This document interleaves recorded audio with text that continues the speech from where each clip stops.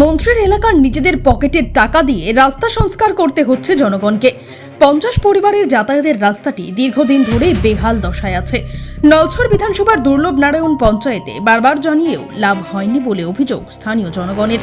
তারা আরও বলেছেন, এই বেহাল রাস্তা দিয়ে গর্ভবতী মহিলা এবং এমনকি কেউ অসুস্থ হলে হাসপাতালে নিয়ে যেতে খুবই সমস্যায় পড়তে হয়।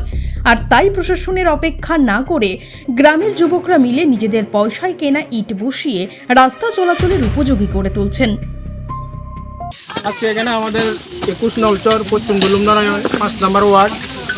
আমাদের এই 5 নম্বর ওয়ার্ডের এই রাস্তাটা দিয়ে আমাদের প্রায় 50 ফ্যামিলির যাতায়াত।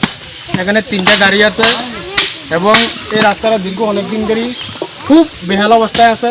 আমরা পঞ্চায়েতের কাছে অনেকবার আবেদন করছি, পঞ্চায়েত আমাদের কোনো সাড়া দেয়নি।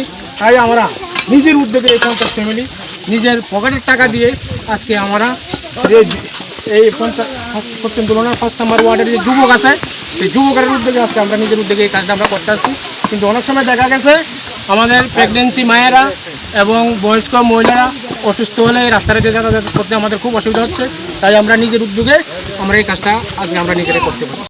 আনন্দ আর ভালোবাসার দীপ্তিতে গড়া সমুজ্জ্বল পরমা, ঠিক তোমারই মতো।